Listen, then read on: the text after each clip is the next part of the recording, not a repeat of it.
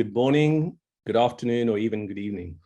Wherever you are, welcome and thank you for joining us today for this webinar organized by the Round Table, that's the Commonwealth Journal of International Affairs, and the International Development Department of the University of Birmingham, with the support of the Association of Commonwealth Universities.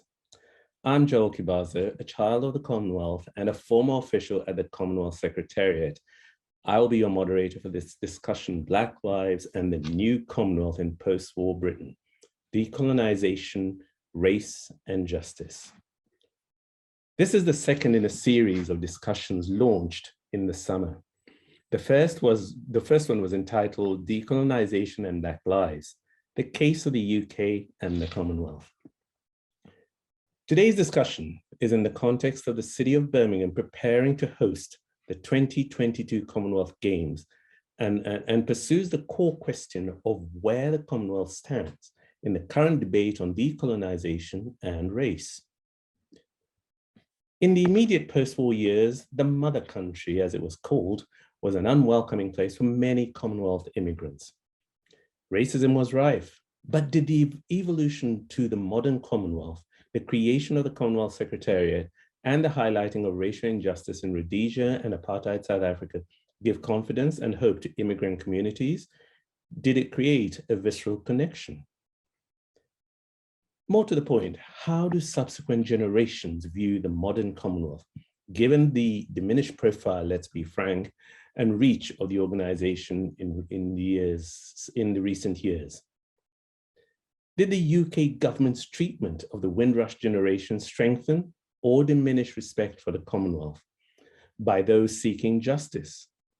How many people were even aware of the Commonwealth angle and its role as the scandal unfolded and was addressed?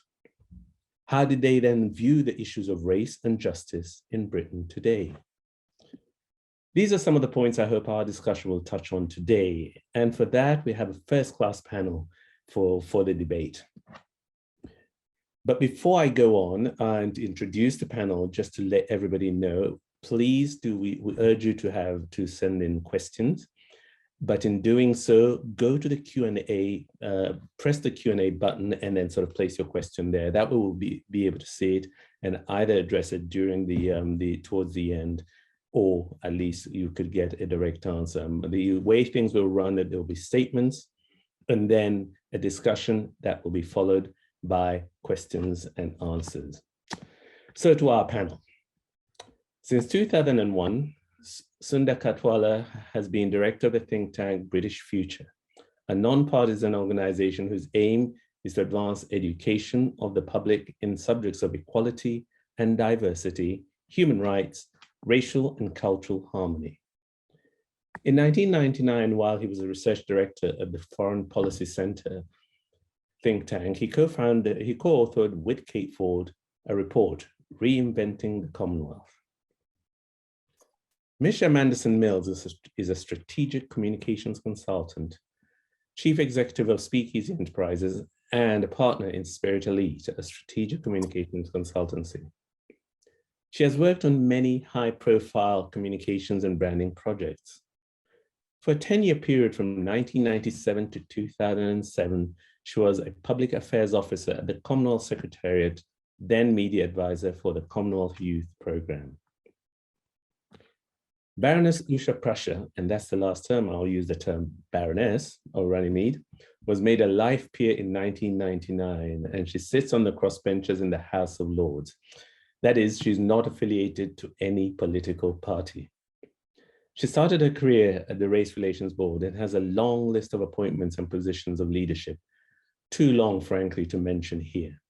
However, I can't get away without mentioning that from 2001 to 2008, she was chair, and from 2008 to 2011, president of the Royal Commonwealth Society.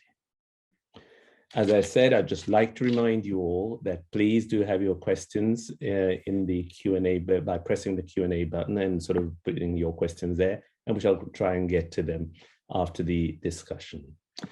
Sundar, let me start with you. Growing up, did you or your parents or anybody in your family have any experiences of racism in the UK? Yeah, sure. I mean, like you, Joel, I'm a child of the Commonwealth of sorts. I was born British in Doncaster, Yorkshire, in the mid 70s. But my dad was born British too, but in India in 1944, and so he came to this country. It was actually it was the Whitsun Bank holiday days after Enoch Powell made the Rivers of Blood speech. So maybe if the speech had been better reported back in Gujarat, he might have made a different choice. But he came anyway. And of course, there were, and I think he probably wasn't aware that the debate was raging about whether he should have come and, whether he should go back and so on. And he became Indian on his third or fourth birthday, I suppose, with Indian defence. He's British again now. And he met my mum because he was a doctor working at NHS. But my mum was from Cork in Ireland, which has never been in the Commonwealth or been British. But she gets to vote in our general elections as Commonwealth citizens do, because we treat Ireland as a sort of not quite foreign country. And so by the time I was a sort of football mad 10-year-old, I had a sort of 3-year-long campaign to be allowed to be taken to football matches. My team was Everton in the Northwest. I mean, there was a level of overt public racism that I experienced, not being sure why my dad wouldn't want to take me to football matches that my kids aren't going to see. And so being sort of in my mid-40s, mixed race, sort of middle class, I mean, I've got that sense of progression on some of the racism in our society, that it's calmed down, that prejudice is less overt, is less prevalent. Well, it's still there. Although, I still receive racism today more often than I did when I was 10 or 15 years old, because of the internet and Twitter and your mobile phone. So, I mean, although I think we have made quite a lot of progress in the overt racism that was around when I was young, I'm actually seeing more racism now, just because we're all one click away if we ever say anything in public about issues of race. So incomplete progress, I think, but a level of confidence, I think, that my generation had, that there was nowhere to send us back to, that didn't relate to what, the first generation of migrants who would say metaphorically or realistically or in reality, keep a suitcase packed in case. I think that wasn't the perception of my generation, but big arguments, I think, about the nature of our identity and our place in this society. Thank you. Misha, now you come at this in a sort of slightly different angle. So having arrived, here as opposed to being born here. And, so I just thought that you're the sort of, shall we say, halfway between the panelists. And that's why I sort of thought place you in this order in speaking. What do you think? I mean, have you, for instance, coming, from Jamaican, what have you, have you experienced any sort of form of racism, and has it affected you? The crucial thing is, has it affected your work? Has it affected you as a person? Has it affected your development? Because at the end of the day, that's what the core about racism is. Thank you, Joel. Yes, that is true. I am actually a product of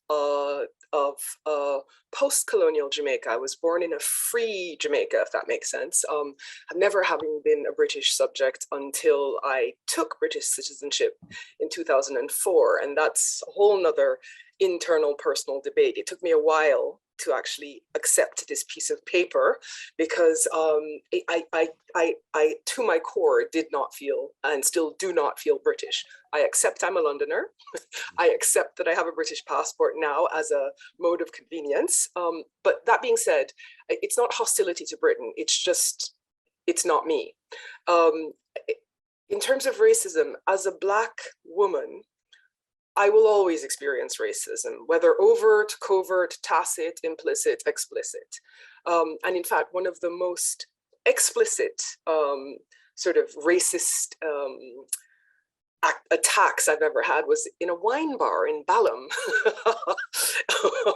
in the early 90s. And I'll quickly tell you the story because it's quite funny. I was out with a bunch of Jamaicans and South Africans watching rugby white South Africans, because in the early 90s, I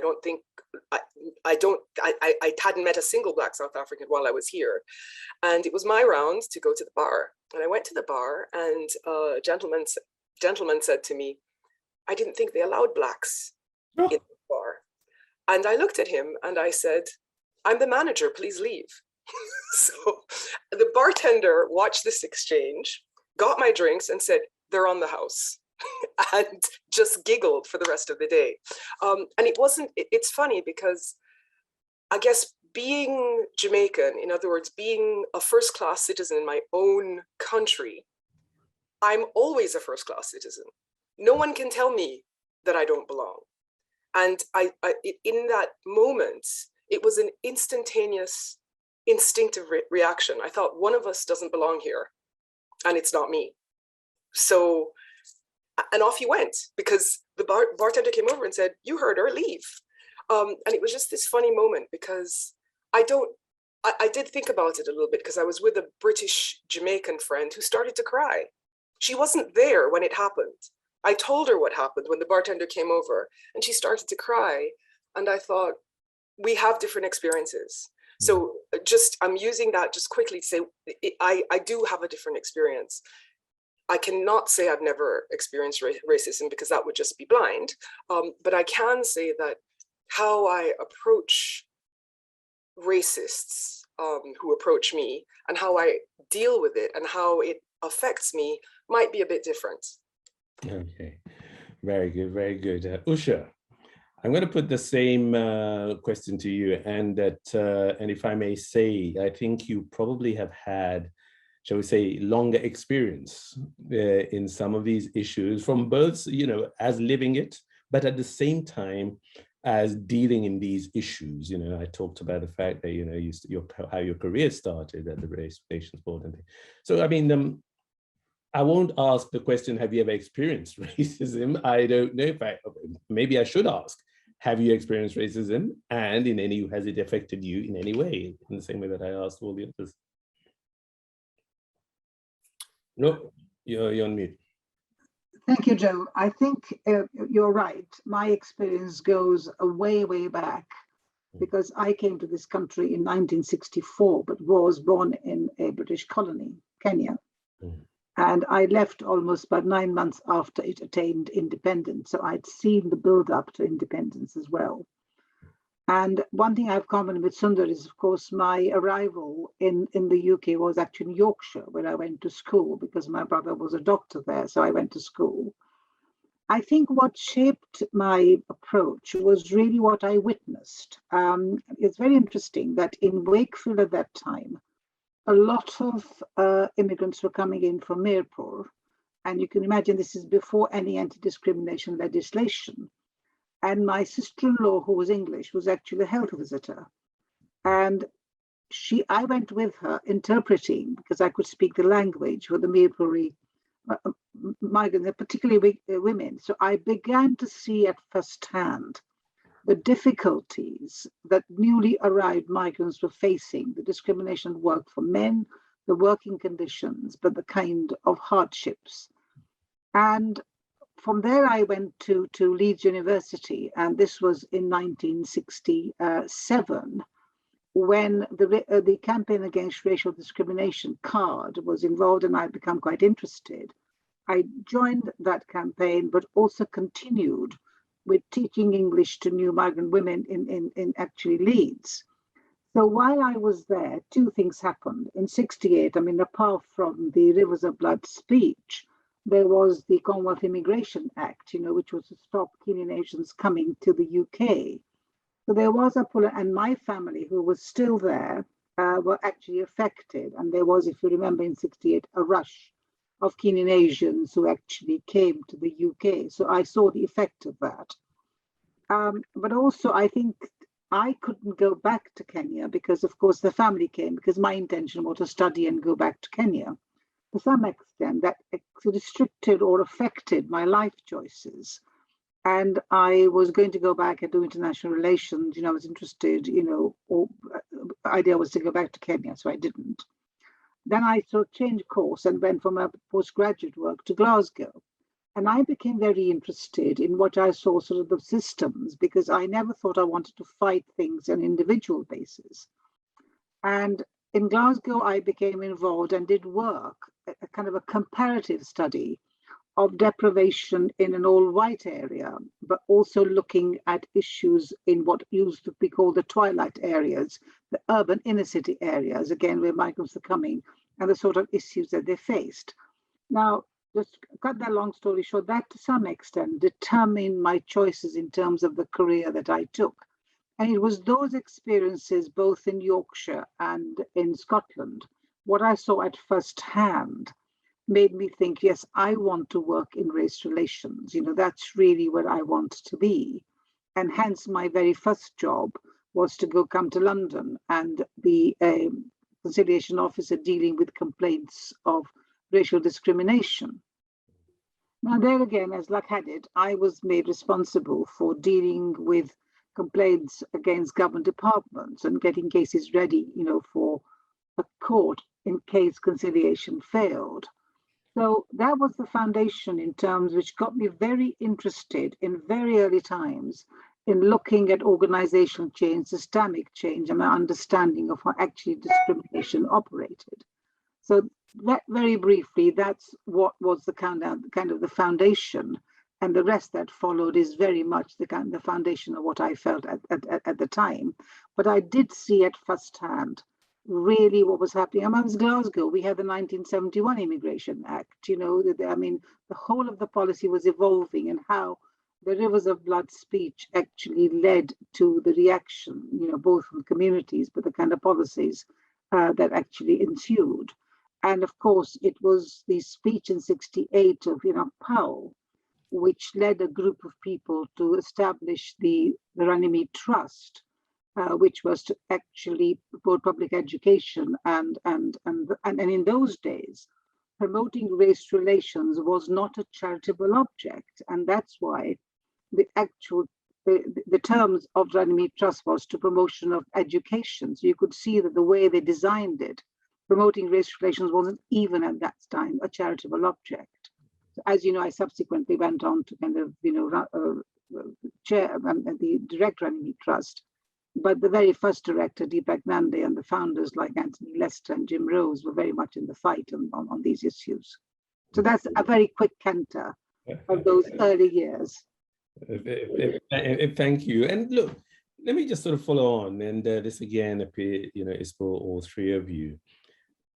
Do you think that the Commonwealth in any way was a part of those debates? Because you see, you had people coming in from the Commonwealth, whether it was people from Jamaica, whether it was somebody like Sundar's father from India, yourself from Kenya. Do you think that as the modern Commonwealth grew and sort of established itself, especially as we had the whole apartheid issue and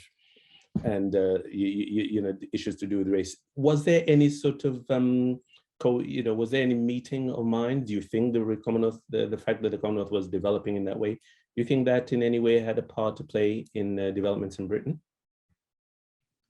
I'll start with you, Usha. Yes, see, the point was, for us who came from so-called Commonwealth, expected we were Commonwealth citizens, and therefore, we were very much part and parcel of the British society. But the fact it was called the Commonwealth Immigrants Act, you can just see, from the point of view of UK, Commonwealth immigrants, if you were of a different color, were not really welcome. And the whole basis of the legislation in '71 was to actually control immigration from the new Commonwealth. And if you remember in '71, '72, at that time, Britain was also thinking of joining the European Economic Community and the EEC in those days. And of course, in the negotiations, they were saying, we will have you, but we don't want, the Commonwealth citizens coming in. So you can see how that determined the way they approached the Commonwealth issue. So I think those of us who were part of the Commonwealth saw this as a kind of a mother country. You thought there'd be equal treatment. That really wasn't the case in the way the policy were developing and the way Commonwealth was treated in the context of what happened when there was a kind of a referendum to join the European Union. Yeah. Sundar, you talked about, say, our children that people like yourselves might have, how they would see things today in the Britain of today. How do you assess where we are now in terms of the race situation and the current debates that go on? Well, the Commonwealth itself won't be well known now, because race will be more of a contemporary issue. And of course, it varies by people's levels of contact and confidence. But on the whole, in the classrooms among younger generations, there's less social distance, more contact. I think the Commonwealth was very important in this story in that double-edged way we've just been hearing, because what I take from Misha's anecdote in the wine bar, which is how I felt since I was 15 as well. Who has status, who has standing in that interaction? Is it me, or is it the racist? Well, if you came from a Commonwealth background, either as a Commonwealth migrant or as the child of Commonwealth migrants, then what you would be saying is, you'd be saying, if you asked why are you here, you'd be saying, why don't you know your history? I know our history. Why don't you know our history? And I think we've got 2 or 3 generations of playing that out in different ways. That was true for me as a child of Indian and Irish migrants. But if you were on the Windrush, you probably served in the RAF in a large number of cases. And so the mystery was why the country you would come to didn't know the history that you knew. And so there was a sense of status, but also a sense of having to secure and fight for that status. And what the children of migrants also felt was they would put up with less than their parents had, because their parents would, face disillusion, have a worse experience than they expected, but put up with it to validate their choice and hope it was better for their children. So I think there's a real intergenerational dynamic, but that status and standing of why the Commonwealth's existence and the whole British state, in a way, you have a claim to it, and therefore the ignorance is in not knowing that, I think, is an important source of energy for the ethnic minority British identities to be, I think, more confidently British than any of the other European migrant and minority identities that come out of post-colonial histories. So I would agree with Sundar on that. And also, interestingly, Usha, I arrived here 20 years later, and there were still,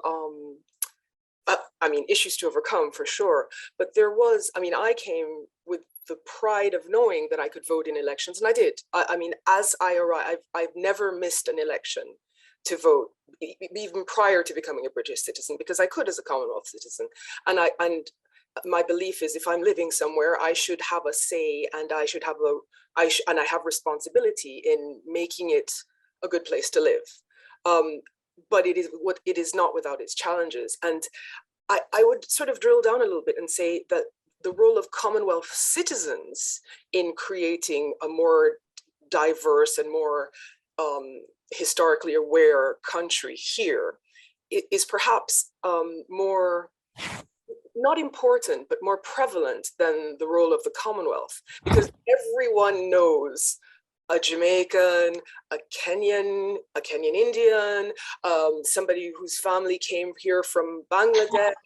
Did you know that these people on the person-to-person level, the Commonwealth, this wider family, whether cricket, whether football, whether lacrosse, whether badminton, whether cooking, whether it's the curry or the jerk or whatever, if you will, the baseline British experience was expanded and enriched by these cultures that had some sort of kinship and some sort of relationship.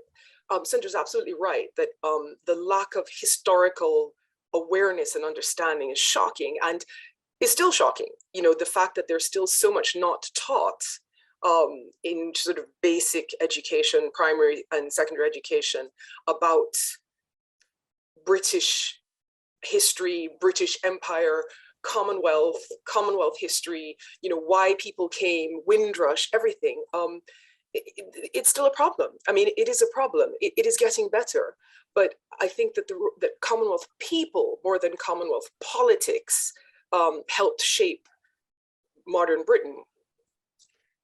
Can I just ask, and then maybe I'll start with Usha on this one, that do you think that lack of knowledge, that lack of historical teaching has played a part in the racism that we have continued to see through the generations? Because in many ways, people simply aren't aware. I'm not saying that everybody wants to know, but, you know, so that they'll ask, you know, why somebody like Misha sort of is in a bar, not having any clue as to how they would have arrived or been in that context. So, Usha, I was wondering, do you think that was deliberate on the part of policymakers and the governments or whatever, because there was an end to be driven to? Because you talked about the 1971 act that actually was designed to really to restrict rather than to to encourage.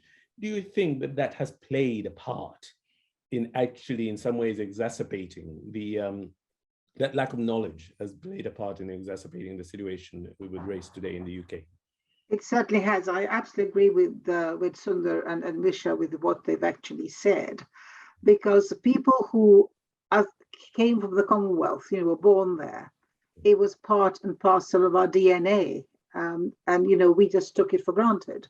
And yes, for me, it was quite shocking, you know, when I first arrived, to see the lack of knowledge there was in schools elsewhere about life, what life was like for us in the colonies.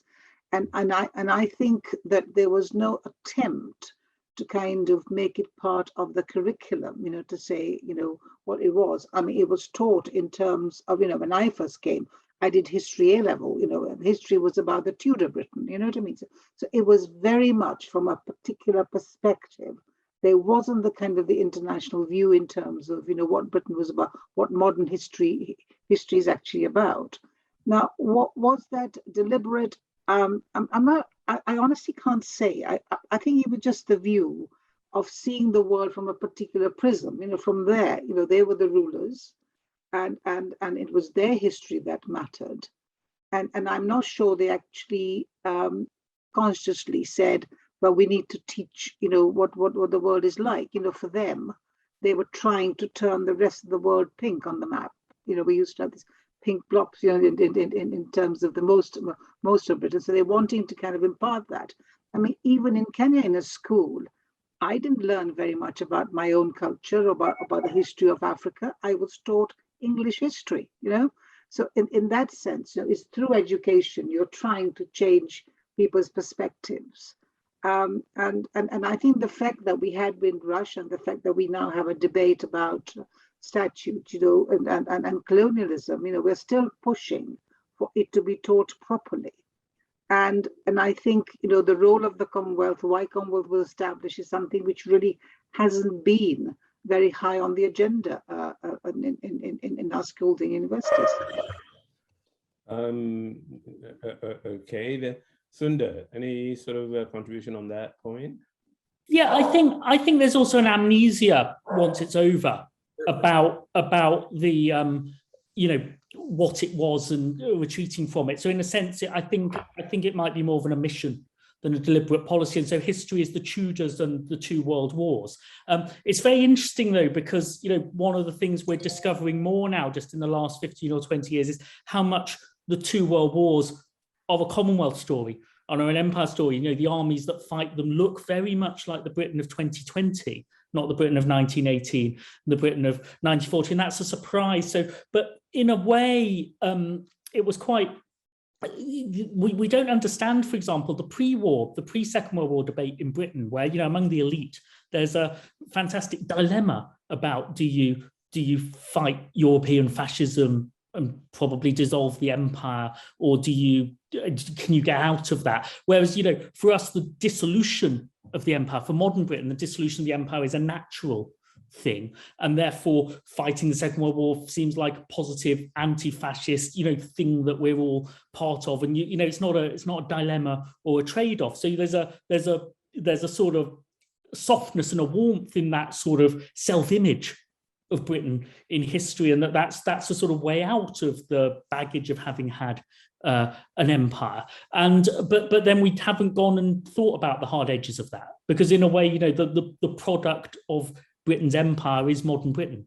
But I think there was a long period when you were happy to teach the Nazis and the Holocaust, because that is human rights and we're all on the same side, but you were very unconfident, I think, in classrooms of telling the story of Britain's empire, because that felt too complicated. And yet that was the reason that the classrooms of Bristol, the classrooms of Birmingham, the classrooms of London looked as they did. And I think, although it's choppy, I think we might be getting more confidence that we just have to do that. And it's not so much decolonizing, really. It's actually remembering the story of empire and decolonization and immigration properly. Misha. Well, as Sandra said that, I don't. There's a very famous Jamaican poet, the Honorable Louise Bennett Coverley, who wrote a poem which I urge you to read, that was called "Colonization in Reverse." And she talks about these Windrush people who came here and who were basically, changing their communities to their will. I won't spoil it, but you should read it. But it's very funny. But it's also very apt. I mean, it is that the lived experience is the changed experience, isn't it? And there are huge lacuna in our. I agree with you, because we all studied. I mean, I'm in my 50s, so I studied for traditional O-levels, traditional A-levels. I mean, literature was English literature. There was no talk of the great Nobel Peace Prize, Nobel Literature Prize winning authors of the Caribbean at all. We didn't look at them. We knew they were there, but they weren't part of what got us through the high school system into university.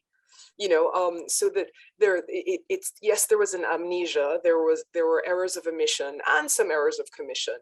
I think you're right that it's easier to look at fascism over there, and it's also easier to forget what empire building requires. The history of why, Usha, your family was in Kenya is the history of empire, and not all of it is pleasant, if you know what I mean. I think one of the British/Commonwealth traits is to be gently amnesiac over certain things that are awkward to discuss, and that has served us in good stead up to a point, but it's perhaps not good enough now. The reckoning has come. Yes, and it doesn't necessarily have to be a violent reckoning, but it does need to be a fully self-aware reckoning. As you said, Joel, in the beginning, we look at the politicians who represent us now, wherever we sit on the political spectrum, and they're people who look like us, who sound like us, may not think like us, but that's fair. They don't have to.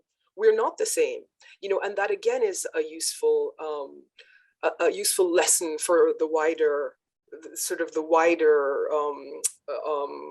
community.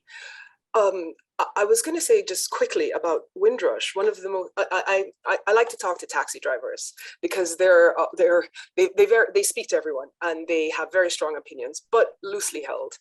And I got into a taxi during Windrush, and right off the bat, the guy asked me where I was from, and I said, I'm Jamaican. And he gave me a long story about his mate, Trevor, whose mother fed him every day after school, that he actually didn't even go home. He went to Trevor's house because Trevor had the best food and there was always place for him. And he asked me what my favorite Jamaican dish was, and he knew them all. And he said, so what do you think of this Windrush thing? And he said something which I use all the time. I said, well, I don't think it's right. And he says, it's a national disgrace. For him, his mate Trevor and his mom, who was not born here, were people who kept him grounded and fed, throughout his childhood. And, he says that he and Trevor were in school up until 16 together. He says, Trevor may be more British than I am. How can Trevor now not be allowed to stay? It's a national disgrace, he said. So it's interesting to hear. Again, I just want to say that things are a little bit more nuanced. Windrush was a national disgrace, but again, whose fault was that? Was it the people? Was it the politics? Because I like to keep them a little bit separate, because I think there's hope for both. but only if we look at, if we address them properly, if that makes sense. Sometimes it's a seminal event that changes things. I mean, we talked about, and also Sundar talked about the, Powell's speech, and we've had the 1971 Race Relations Act, and a number of other things. Some also say that the Stephen Lawrence issue in the 1990s, 1993, also had a profound effect. Do you think that Windrush had that impact on race in this country? Usha. I think it did, along with a lot of things. I think what, for me, it highlighted that at certain level, the issues of race, racism, discrimination are very entrenched. But Nisha is right that you got to be nuanced, because when people have met each other, they've interacted, so therefore you get a very mixed picture.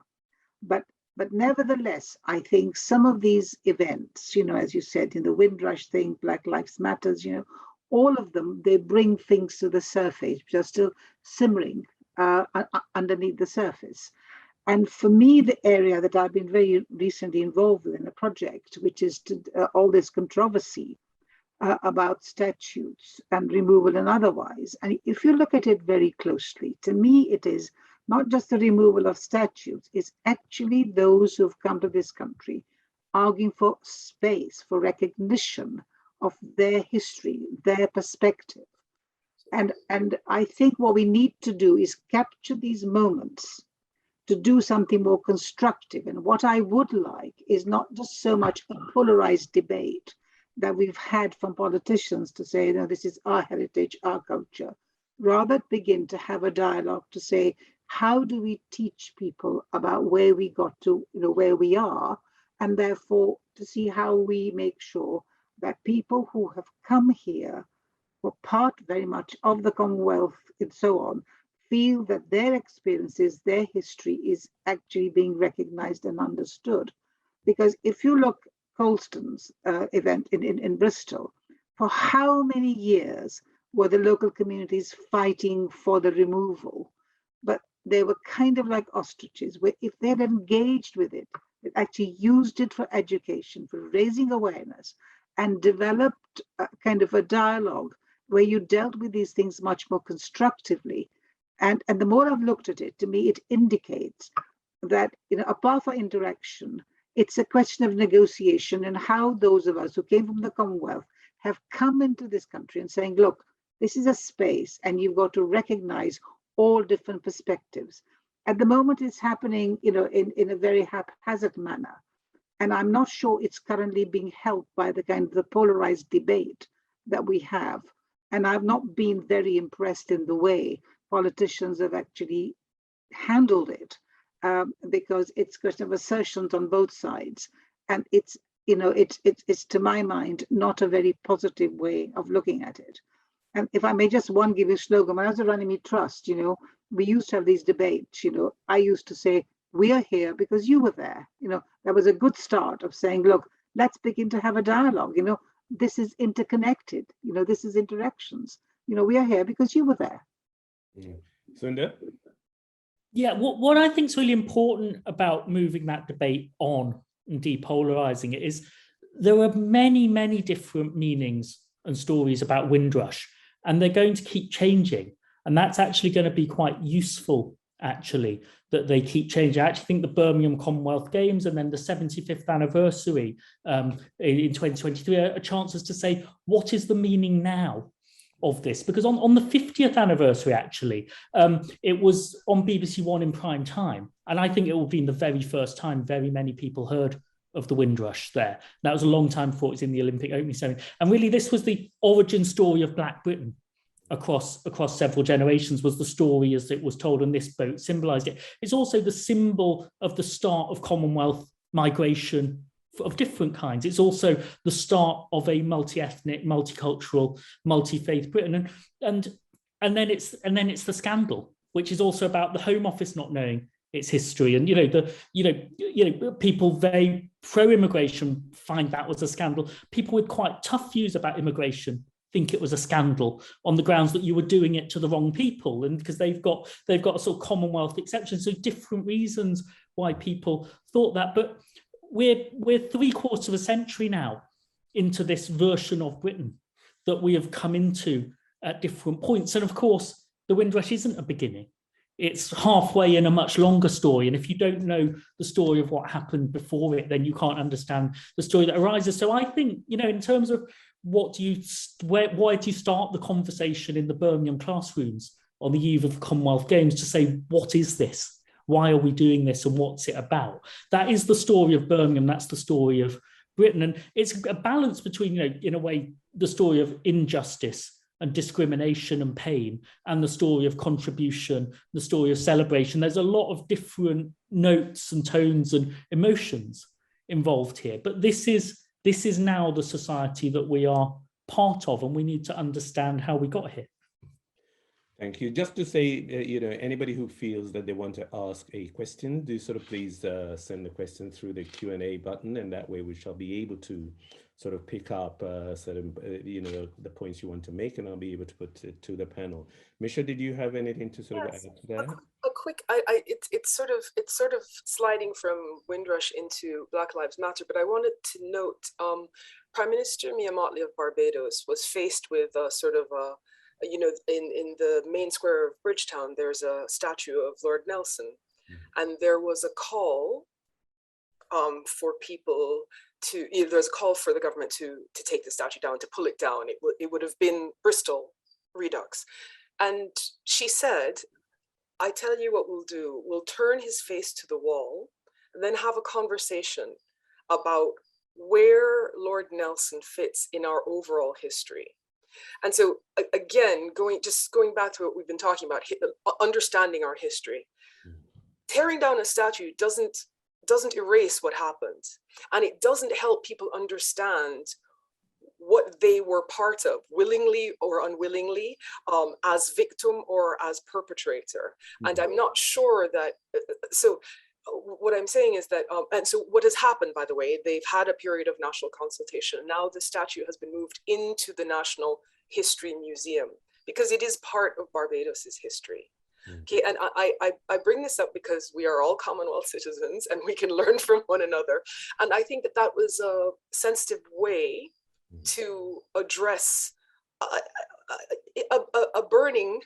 now burning injustice. The injustice has been around for hundreds of years, but now people see it as an injustice. But then also to make sure that we don't forget or, sorry, it's the wrong term, whitewash our history so that we were all saints. Always, we weren't. And, and I think that this, just going back to what we've all been sort of talking about, and I think what Nick wants to ask about education is, no education is complete.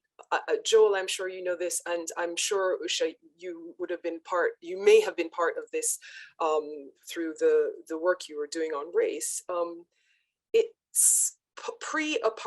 Apartheid South Africa was damaged. White people and Black people. The damage of apartheid was for everybody. The damage of not knowing our full history, our full Commonwealth history, damages everyone. And to just pretend that it doesn't exist damages us further. Okay, here's a question. I'll sort of want, hopefully, you can give me some sort of quick, well, not quick, but some sort of focused answers on this, which is this. Okay. As we go to 2022 and the Commonwealth Games in Birmingham, as I said before, a city that is in so many ways sort of representative of the changing face of the changed face of Britain and representation of the Commonwealth. You see, we now have members of parliament and policymakers who are the children and grandchildren of the first wave of immigrants into this society. And so what expectations would you have of them, including members of parliament of the Birmingham area who are from these very societies? So what is it that we should expect from them? In other words, in terms of policy, but in terms of also sort of telling the Commonwealth story and how it is that Birmingham looks like it does as we host the Commonwealth Games. Can I come in? Yes, of course. Sure. Before I answer that, I just want to reinforce the point that Vish has made about, you know, the nuanced and the more sensitive way you can deal with the whole issue, the controversy about statutes. I mean, if I may just mention the project that I was involved in, we looked at these controversies across the world, and it was really to highlight the sensitive ways in which you can deal with engagement. And I do think that's an important way to approach that, because you cannot erase history. You've got to understand it, use it, you know, for purpose of education. Talking about Birmingham Games, can I just make an overall comment, Joel, if I may? I've been long in the tooth here, been working in this area now for almost 50 years. And in my experience, events, whether they're positive or negative, you know, push this issue higher on the agenda for a particular time. People coalesce around it, and then, you know, then it goes back on the back burner.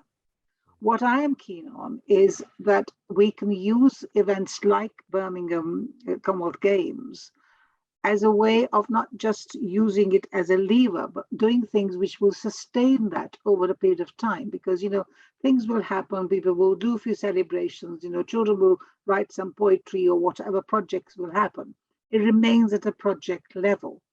I think we've got to now think very seriously, how do we use these events to have something sustainable for a longer period of time? And I would like policymakers, parliamentarians, schools, all of them engaged in thinking, what is the legacy of these events? You know, how do we make sure that we make it an integral part of the school curriculum?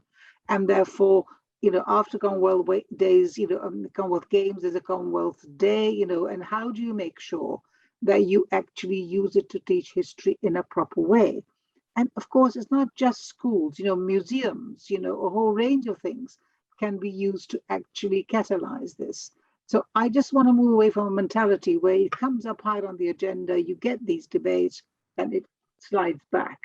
And that's been the history of race relations in this country.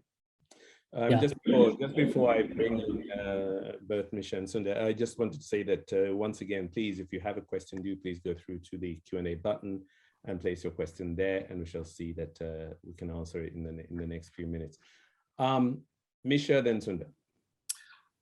So the Commonwealth Games is a great vehicle for this kind of sort of sea change and step change that Usha is talking about, because it resonates. Sports,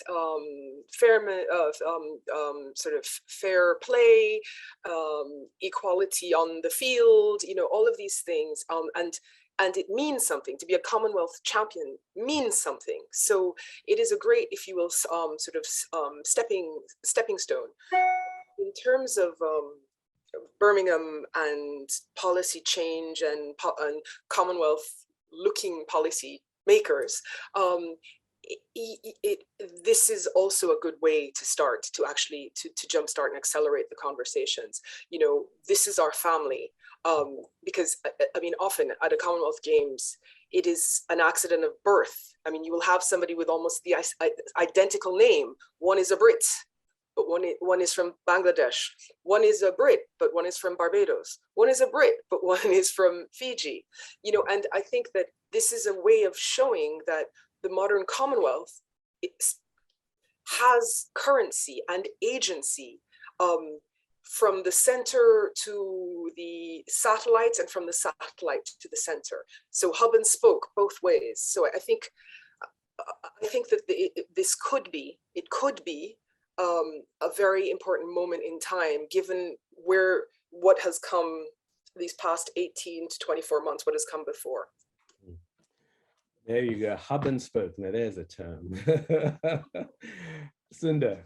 I so much agree with the point about using the moment to do something we sustain, because that has been the history of race relations, these flashpoints, Enoch and Brixton and Stephen Lawrence, and they come and they go. But you look at the you look at the census results that we'll be getting ahead of the Commonwealth Games, we're going to have to sustain this conversation now and talk about how we all belong to it. So I think using the Commonwealth Games, and I think this 75th anniversary year of the Windrush, which mark the day more prominently than we have before, but we should think about all the things we need to do, get the history right in the classrooms, commemorate properly. I'm a skeptic about taking down lots of statues, but putting up some more statues is a good thing. And then teaching the difficult bits properly to everybody in the classrooms, as well as the happier bits. That's important. But it's a chance to have a kind of past, present, and future. How did we get to who we are?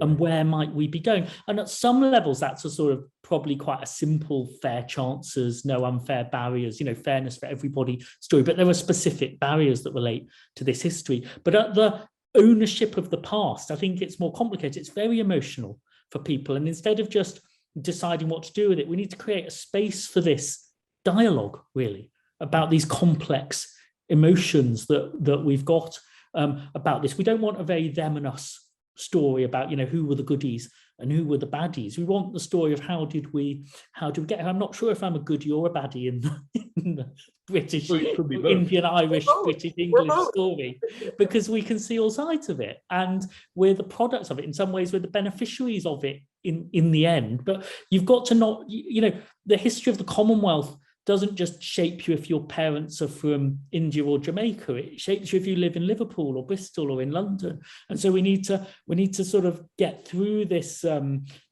this difficulty, I think, of starting the conversation. So I think using the moment to sustain something more lasting in classrooms, but across society is so important.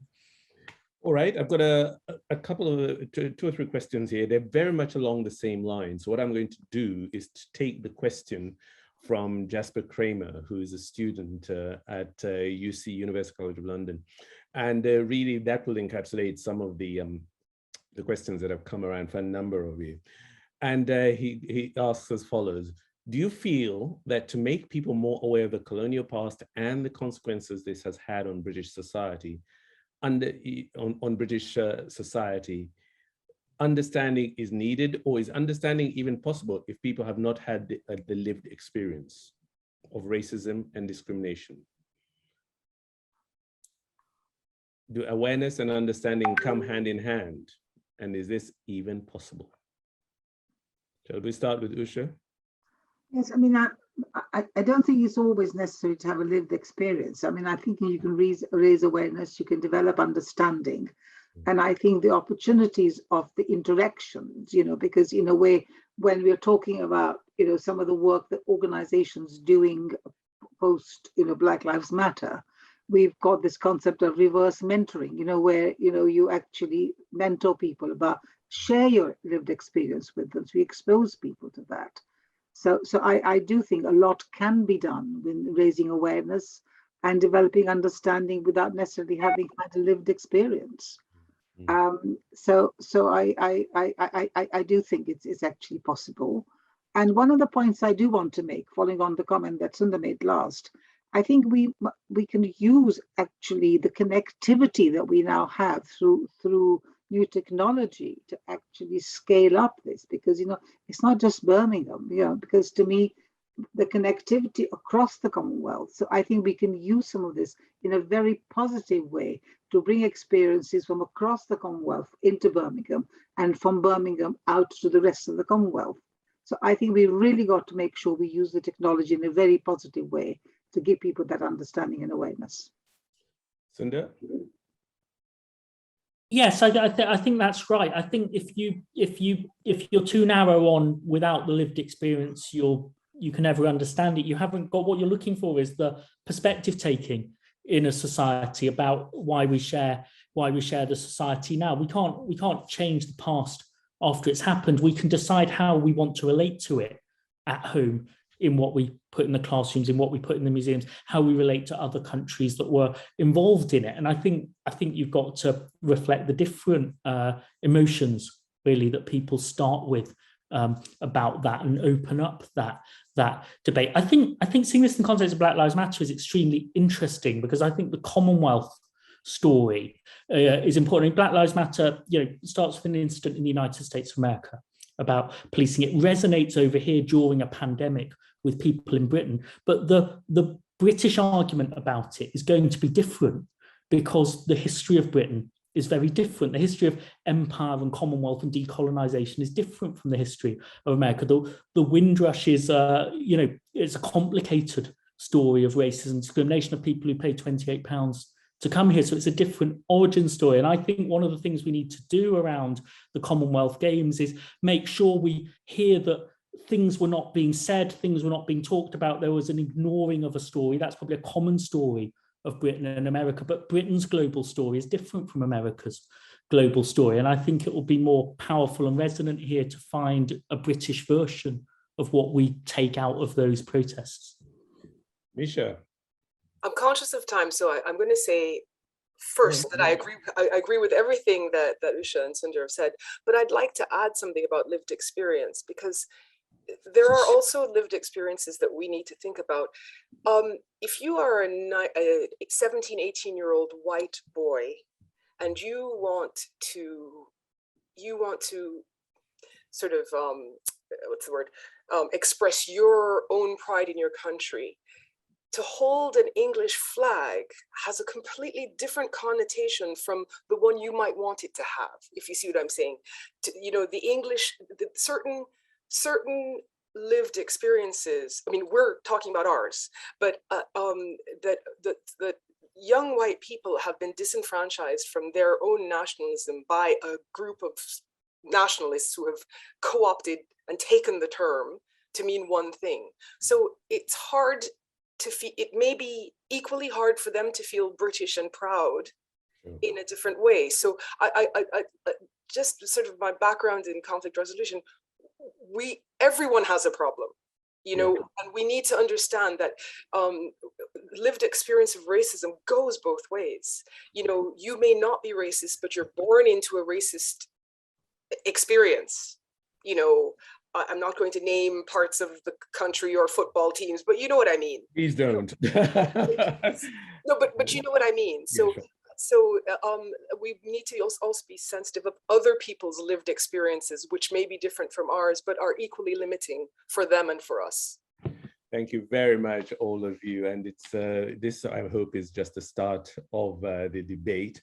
It's been wonderful, sort of really engaging on that level, and we've got all the way until 2022. And my hope is that the Roundtable, University of Birmingham, and the Commonwealth Association of Universities will also be putting on many more of these kind of debates, because that's the only way we all get to learn and are enriched by what has really become, in some ways, our common experience and our common culture. Thank you very much to all of you. Usha Prasha, thank you very much. Michelle Anderson-Mills, it's really been good to have you here. And of course, Sundar Katwala. I'm Joel Kibaza. Thank you and goodbye.